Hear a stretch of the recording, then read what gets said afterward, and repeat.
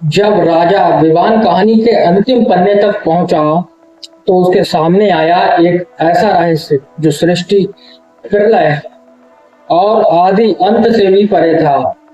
अब उसके हाथ में है वह कलम जो इतिहास नहीं भविष्य लिख सकती है। या विवान एक नई कहानी लिखेगा या सब कुछ विस्मृति में ही खो जाएगा। पुरानी हवेली का आखिरी दरवाजा जानिए इस पार्ट में। अस्तित्व लोक में फैली रोशनी और अंधकार एक दूसरे से टकरा रहे थे। अस्तित्व वृक्ष और विनाश वृक्ष की जड़ें आपस में जुड़ चुकी थीं और पूरा ब्रह्मांड कांप रहा था। समय की धाराएं टूट रही थी, अनगिनत दुनियाएं खतरे में थीं। लेकिन अब विवान के चेहरे पर डर नहीं था, क्योंकि उसे अपना असली सत्य याद आ चुका था। वह केवल एक रक्षक नहीं था, वह केवल 7 मोहरों का राजा भी नहीं था, वह उस आदिम चेतना का तीसरा भाग था जो सृष्टि के जन्म से पहले अस्तित्व में थी। और प्रलय ने उसकी ओर देखा। उसकी आंखों में पहली बार सावधानी दिखाई दी और उसने कहा कि आखिरकार तुम्हें सब याद आ गया। और विवान शांत स्वर में बोला, हाँ, और मुझे ये भी पता है कि तुम वास्तव में क्या चाहते हो। प्रलय मुस्कुराया, तो बताओ। विवान ने चारों ओर देखा, गिरती हुई दुनिया को देखा, टूटते हुए समय को देखा और फिर बोला, तुम विनाश नहीं चाहते, तुम मुक्ति चाहते हो। और ये सुनकर पूरा अस्तित्व लोग शांत हो गया और समय की पहली साक्षी ने आश्चर्य से विवान की ओर देखा। प्रलय कुछ क्षणों तक चुप रहा और फिर धीरे धीरे हंसा, लेकिन इस बार उसकी हंसी में दर्द था, बहुत पुराना दर्द, हजारों युग, अनगिनत संसार और अनंत मृत्यु। उसकी आवाज भारी हो गई और उसने कहा कि मैं हर अंत को महसूस करता हूँ विवान, हर टूटती दुनिया, हर बुझता तारा और हर समाप्त होती आत्मा। और प्रलय ने अपनी आंखें बंद कर ली और अब मैं थक चुका हूँ, उसने कहा। और पहली बार विवान को एहसास हुआ कि प्रलय राक्षस नहीं था, वह भी एक कैदी था, अपने ही उद्देश्य का कैदी। लेकिन तभी विनाश वृक्ष से काली ऊर्जा निकलने लगी और प्रलय अचानक दर्द से करहा उठा। उसकी आंखें लाल हो गईं, उसका शरीर कांपने लगा और समय का पहले साक्षी घबरा गया। नहीं, वह जाग रहा है, उसने कहा। और विवान ने पूछा, कौन? अचानक पूरा विनाश वृक्ष फटने लगा। उसकी शाखाओं के भीतर से एक भयानक गर्जना सुनाई दी, ऐसी गर्जना जिसे सुनकर स्वयं प्रलय भी पीछे हट गया। और तब विवान को सबसे बड़ा सच पता चला। प्रलय अंतिम शत्रु नहीं था, वह भी किसी और शक्ति को रोक रहा था। और विनाश वृक्ष के भीतर एक विशाल आंख खुली, फिर दूसरी और फिर हजारों आंखें और पूरा वृक्ष जीवित हो उठा। और एक और आवाज गूंजी, आखिरकार मेरी नींद पूरी हुई। और समय का पहला साक्षी भैंसे कांपने लगे, उनकी आंखों से आंसू बह निकले और उन्होंने फुसफुसाकर कहा, आदि अंत। ये देश सुनकर सन्नाटा छा गया और विवान ने पहली बार ये नाम सुना था, लेकिन उस नाम को सुनते ही उसके भीतर छिपी प्राचीन स्मृतियां जाग उठी। उसे याद आया, अस्तित्व, विनाश और संतुलन, ये 3 नहीं थे, इनसे पहले भी कुछ था और कुछ ऐसा जिसने इन तीनों को जन्म दिया था। और वही शक्ति अब जाग चुकी थी, आदि अंत, वह सत्ता जो सृष्टि से पहले थी और शायद सृष्टि के बाद भी वही बचेगी। और विनाश वृक्ष की हजारों आंखें एक साथ विवान पर टिक गईं और पूरी सृष्टि में उसकी आवाज गूंज उठी, राजा, क्या तुम सच में सोचते हो कि यह कहानी तुम्हारी है? और विवान का दिल तेजी से धड़कने लगा, क्योंकि पहली बार उसे महसूस हुआ कि वह जिस युद्ध को अंतिम समझ रहा था वह तो बस शुरुआत थी। और आदि अंत की 1000 आंखें एक साथ खुली हुई थी। उनकी दृष्टि जिस दिशा में जाती वहां समय धीमा पड़ जाता। अस्तित्व लोक कांप रहा था, अस्तित्व वृक्ष की शाखाएं झुकने लगी, विनाश वृक्ष की जड़ें और गहरी होती जा रही थीं। और पहली बार प्रलय भयभीत दिखाई दे रहा था। और विवान ने उसकी ओर देखा और कहा कि तुम इससे डरते हो।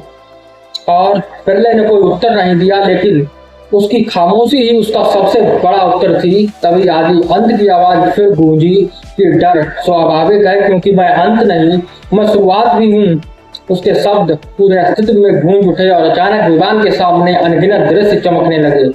सृष्टि का जन्म, पहला तारा, पहली दुनिया और पहला जीवन, और फिर हर चीज मिटती हुई उसी चक्र में बार बार विवान को एहसास हुआ कि ये सब पहले भी हो चुका है, अनगिनत बार। और आदि अंत ने कहा, तुम जिस सृष्टि को बचाने की कोशिश कर रहे हो वह पहली नहीं है, ये लाखों भी सृष्टि है और समय का पहला साक्षी सिर झुकाकर खड़े थे, मानो वे इस सत्य को पहले से जानते हों। और ये देखकर विवान की सांसें तेज हो गई। तो क्या हर बार नष्ट हो जाता है?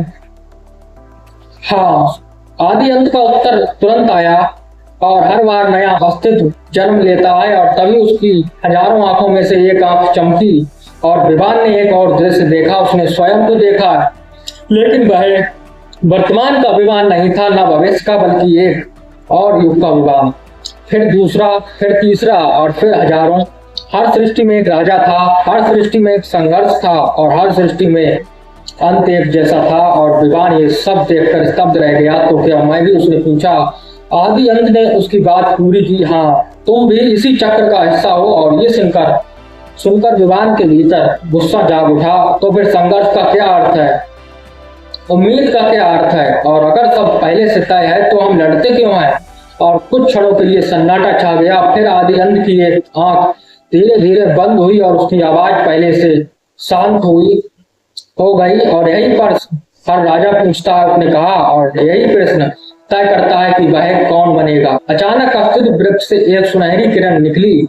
वह सीधे विवान के हृदय में समा गई। उसी क्षण उसकी सारी प्राचीन स्मृतियां जाग उठी। उसे याद आया, हर सृष्टि में उसने लड़ाई लड़ी थी, हर सृष्टि में उसने आशा को चुना था और हर सृष्टि में उसने हार भी देखी थी। लेकिन हर सृष्टि में एक चीज कभी नहीं बदली, उसने हार मानने से इनकार किया था। और विवान धीरे धीरे खड़ा हुआ। उसकी आंखों में अब पहले से कहीं अधिक प्रकाश था। उसने आदि अंत की ओर देखकर कहा, हो सकता है कि चक्र बार बार दोहराया गया हो, लेकिन इस बार मैं नया रास्ता चुनूंगा। पहली बार आदि अंत की हजारों आंखों में हलचल हुई और प्रलय ने आश्चर्य से विवान की ओर देखा, क्योंकि शायद अनगिनत युगों में पहली बार किसी राजा ने ये उत्तर दिया था। और उसी क्षण अस्तित्व वृक्ष के केंद्र से एक रहस्यमय द्वार प्रकट हुआ। एक ऐसा द्वार जिसे न प्रलय पहचानता था, न समय का पहला साक्षी, न ही स्वयं आदि अंत। और द्वार पर केवल 3 शब्द लिखे थे, चक्र के पार। और उसे देखते ही पूरी सृष्टि कांप उठी। चक्र के पार, ये 3 शब्द पूरे अस्तित्व लोक में गूंज रहे थे। और अस्तित्व वृक्ष शांत हो गया और विनाश वृक्ष भी स्थिर हो गया। यहाँ तक कि आदि अंत की हजारों आंखें भी उस रहस्यमय द्वार पर टिक गई, मानो वह भी पहली बार ऐसा कुछ देख रहा था जो उसकी समझ से परे था। विवान धीरे धीरे उस द्वार की ओर बढ़ा। उसके हर कदम के साथ द्वार की रोशनी और तेज होती जा रही थी। प्रलय ने उसे रोकने की कोशिश की, रुको, और तुम नहीं जानते उसके पीछे क्या है। लेकिन विवान नहीं रुका।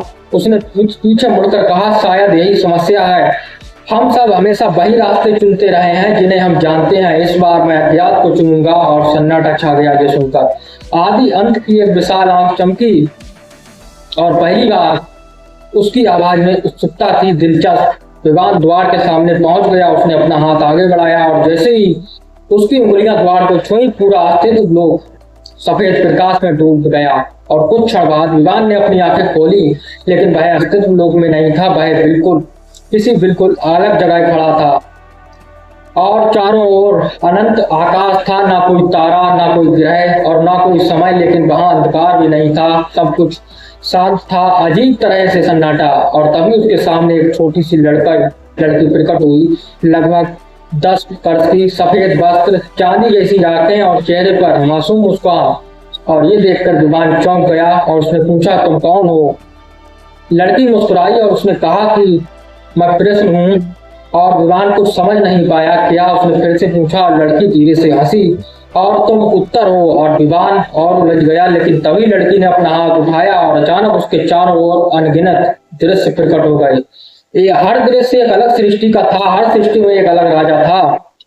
हर राजा एक अलग निर्णय ले रहा था। कहीं वह युद्ध कर रहा था, कहीं वह हार मान रहा था, और कहीं वह प्रलय के साथ मिल गया था, और कहीं उसने स्वयं को बलिदान कर दिया था। लेकिन हर रास्ते का अंत एक ही था और चक्र फिर शुरू हो जाता था। लड़की ने पूछा, क्या तुम जानते हो क्यों? विवान ने सिर हिला दिया, क्यों?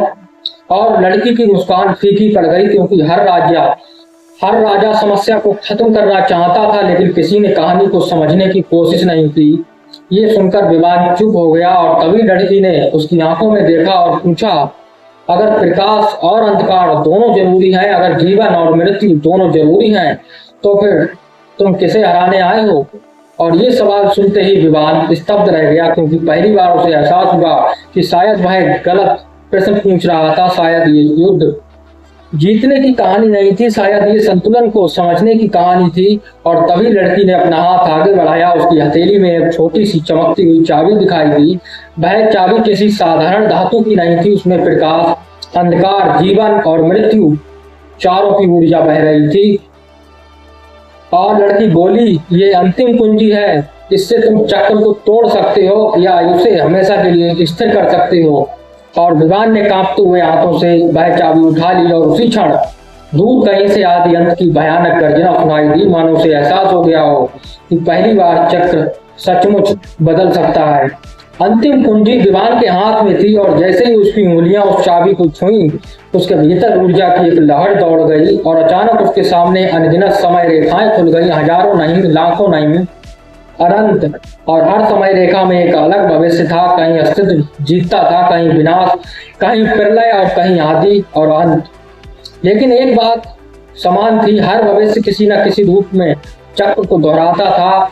और विवान ने आंखें बंद कर ली। उसे एहसास हो गया था कि समस्या किसी शक्ति में नहीं थी, समस्या उस चक्र में थी जो सभी को बांध कर रखता था। और तभी वह रहस्यमय लड़की फिर बोली, अब तुम देख सकते हो जो कोई और नहीं देख पाया। और विवान ने पूछा कि तुम वास्तव में कौन हो। लड़की कुछ पल चुप रही, फिर मुस्कुराई और उसने कहा, मैं संभावना हूँ, हर वह भविष्य जो कभी जन्म नहीं ले पाया, मैं उसका रूप हूँ। और ये सुनकर विवान के मन में एक नई समझ जन्मी। आदि अंत चक्र था, प्रलय अंत था, अस्तित्व शुरुआत था, लेकिन संभावना वह थी जो अभी तक हुई ही नहीं थी। और शायद यही चक्र से बाहर निकलने का रास्ता था। और अचानक पूरा स्थान कांप उठा। दूर आकाश में एक विशाल दरार खुल गई। उस दरार से आदि अंत की हजारों आंखें दिखाई देने लगी। उसकी आवाज गूंजी, राजा वापस आओ, ये मार्ग तुम्हारे लिए नहीं है। लेकिन विवान अब नहीं डरा। उसने पहली बार सीधा उत्तर दिया, यही तो समस्या है, तुम सब हमेशा तय करते हो कि कौन सा मार्ग किसके लिए है, लेकिन अब मैं अपना रास्ता खुद चुनूंगा। और आदि अंत की आंखें क्रोध से चमक उठी। पूरा शून्य लोक कांपने लगा। उधर अस्तित्व लोक में अस्तित्व वृक्ष और विनाश वृक्ष टूटने लगे और समय का पहला साक्षी घुटनों पर गिर गया। प्रलय भी हैरानी से उस रहस्यमय द्वार को देख रहा था, क्योंकि पहली बार उसे भविष्य नहीं दिखाई दे रहा था और यही बात उसे डरा रही थी। और तभी संभावना ने विवान से कहा, अब समय आ गया है कि तुम इस कुंजी का उपयोग करो। और विवान ने चाबी को दोनों हाथों से पकड़ लिया। लेकिन तभी उसके सामने 3 द्वार प्रकट हुए। पहले द्वार पर लिखा था अंत, दूसरे द्वार पर लिखा था संतुलन और तीसरे द्वार पर लिखा था अज्ञात। संभावना ने कहा, पहला द्वार सब कुछ समाप्त कर देगा और दूसरा द्वार चक्र को पहले की तरह जारी रखेगा। और तीसरा कहकर ही वह रुक गई। और पहली बार उसके चेहरे पर भी अनिश्चितता थी। और तीसरे के पार क्या है, विवान ने पूछा। ये मैं भी नहीं जानती, उसने कहा। और सन्नाटा छा गया। विवान 3 द्वारों को देखता रहा। एक निर्णय जो अनगिनत सृष्टियों का भविष्य तय करने वाला था, एक निर्णय जो शायद स्वयं आदि अंत भी नहीं बदल सकता था। और तभी उसने धीरे धीरे तीसरे द्वार की ओर कदम बढ़ाया। अज्ञात। और दूर खड़ा आदि अंत पहली बार चीख उठा कि नहीं, लेकिन अब बहुत देर हो चुकी थी। विवान ने अंतिम कुंजी उस द्वार में लगा दी और जैसे ही ताला खुला, पूरा अस्तित्व एक सफेद रोशनी में डूब गया। और सफेद रोशनी ने सब कुछ निगल लिया। न अस्तित्व लोक दिखाई दे रहा था, न विनाश, न वृक्ष, न प्रलय और न आदि अंत। सिर्फ एक असीम प्रकाश था। विवान को ऐसा लगा मानो उसका शरीर भी धीरे धीरे उस रोशनी में घुल रहा हो। लेकिन अजीब बात यह थी कि उसे कोई दर्द नहीं हो रहा था, बल्कि पहली बार उसे पूर्ण शांति महसूस हो रही थी। फिर अचानक रोशनी गायब हो गई और विवान ने अपनी आंखें खोली और जो उसने देखा उसे देखकर उसकी सांसें थम गई। वह किसी ब्रह्मांड में नहीं था, वह किसी लोक में नहीं था, वह एक साधारण कमरे में खड़ा था। एक छोटा सा कमरा, दीवारों पर पुरानी किताबें रखी थी। एक लड़की की मेज थी और मेज पर एक खुली हुई किताब पड़ी थी। विवान धीरे धीरे आगे बढ़ा। उसने किताब की ओर देखा और उसका दिल जोर से धड़कने लगा, क्योंकि उस किताब का शीर्षक था पुरानी हवेली का आखिरी दरवाजा।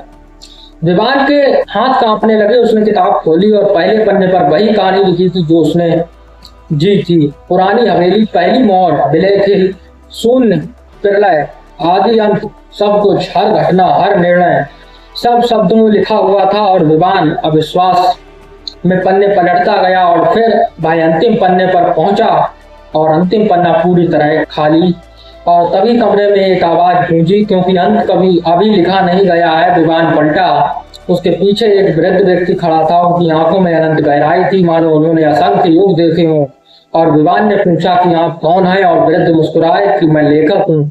और ये सुनकर सन्नाटा छा गया। विवान कुछ पल तक उन्हें देखता रहा, फिर बोला, क्या आपने ये सब बनाया है? और वृद्ध ने सिर हिलाया, नहीं, मैंने केवल इसे लिखा है। और विवान और उलझ गया और उसने पूछा कि फर्क क्या है।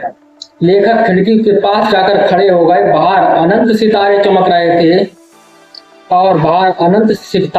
रहे थे उन्होंने धीरे से कहा, सृष्टि को कोई बनाता नहीं है, हर निर्णय एक नई कहानी लिखता है और मैं केवल उन कहानियों को शब्द देता हूँ। और विवान ने खाली अंतिम पन्ने की ओर देखा। अब उसे समझ आ रहा था कि वह यहाँ क्यों आया है। और लेखक ने मेज पर रखी एक कलम उठाई और उसे विवान की ओर बढ़ा दिया। और अनगिनत राजाओं ने यहाँ तक पहुंचने की कोशिश की, लेकिन कोई सफल नहीं हुआ। तुम पहले हो, उसने कहा। और विवान ने कांपते हुए हाथों से कलम पकड़ ली। लेखक ने मुस्कुराकर कहा कि अब निर्णय तुम्हारा है, क्या तुम कहानी का अंत लिखोगे या एक नई कहानी की शुरुआत करोगे। और विवान की नजर उस खाली पन्ने पर टिक गई।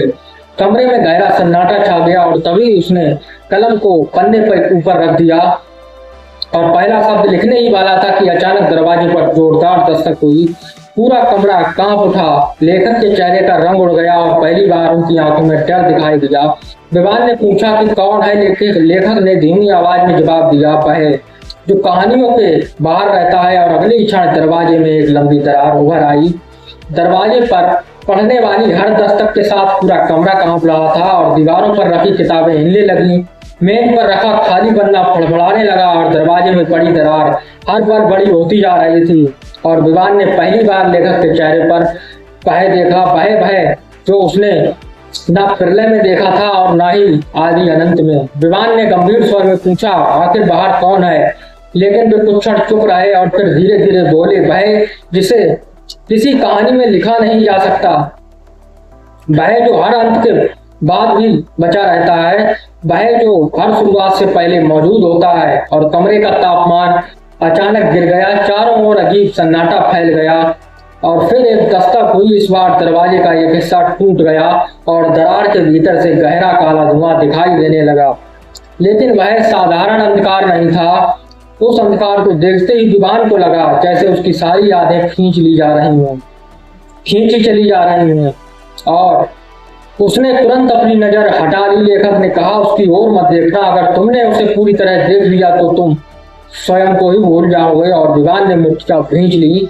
अब तक उसने शून्य का सामना किया था, प्रलय का सामना किया था, आदि अंत का सामना किया था, लेकिन ये कुछ और ही था और कुछ ऐसा जो उन सबसे परे था। और तभी दरवाजा धीरे धीरे खुलने लगा और उसके पीछे से एक परछाई दिखाई दी। ना उसका कोई चेहरा था, ना कोई आकार। वह हर क्षण बदल रही थी, कभी धुआं, कभी प्रकाश और कभी खालीपन और कभी अनगिनत चेहरों का समूह। और फिर उसकी आवाज सुनाई दी कि तू आखिरकार एक राजा यहाँ तक पहुंच ही गया। और विवान ने महसूस किया कि उसकी आवाज सुनते ही पूरा कमरा भारी हो गया है। लेखक ने कलम कसकर पकड़ ली, मानो वह किसी बड़े खतरे के लिए तैयार हो रहे हों। और परछाई ने धीरे धीरे कमरे में कदम रखा और उसी क्षण मेज पर रखी किताब के सारे पन्ने अपने आप पलटने लगे। पहला पन्ना, दूसरा, तीसरा और फिर हजारों पन्ने, लाखों पन्ने। और हर पन्ने पर एक अलग कहानी लिखी थी, अलग दुनिया, अलग राजा और अलग अंत। और परछाई उन पन्नों को देखती रही, फिर बोली, हर बार वही कहानी, हर बार वही संघर्ष और हर बार वही परिणाम। विवान ने पूछा कि तुम कौन हो। कुछ पल के लिए सन्नाटा छा गया और फिर परछाई ने उत्तर दिया, मैं विस्मृति हूँ। और ये सुनकर पूरा कमरा कांप उठा। लेखक ने आंखें बंद कर ली, मानो वे इस नाम को सुनना भी नहीं चाहते थे। और विस्मृति ने आगे कहा, मैं वह हूँ जो हर कहानी के मिट जाने के बाद बचता है। और मैं वह हूँ जिसे कोई याद नहीं रखता। और मैं वह हूँ जो अंत में सबको अपने भीतर समा लेता है। और विवान के मन में एक अजीब सवाल उठा, अगर विस्मृति सच कह रही थी तो शायद वह दुश्मन नहीं थी, शायद वह भी इस चक्र का एक हिस्सा थी। लेकिन तभी विस्मृति की नजर मेज पर रखे खाली अंतिम पन्ने पर पड़ी और पहली बार उसकी आवाज बदल गई। उसमें बेचैनी थी नहीं, और ये पन्ना अब खाली क्यों है? लेखक मुस्कुराए। कई युगों बाद पहली बार उन्होंने कहा, क्योंकि इस बार अंत तय नहीं है। विस्मृति पीछे हट गई, उसकी बदलती हुई आकृति कांपने लगी और उसी क्षण विवान को एहसास हुआ कि शायद पहली बार किसी शक्ति को उससे डर लगा है। और मेज पर रखा खाली पन्ना अचानक चमकने लगा, कलम उसके हाथ में गर्म होने लगी और एक आवाज उसके भीतर गूंजी, लिखो जो कभी लिखा नहीं गया, लिखो। और विवान ने कलम उठाई और जैसे ही उसने पहला शब्द लिखने के लिए हाथ आगे बढ़ाया, पूरा कमरा सफेद और काले प्रकाश से भर गया, क्योंकि अब एक नई कहानी जन्म लेने वाली थी। विवान आखिर अगले पार्ट में क्या लिखेगा, जानने के लिए अगला पार्ट देखिए।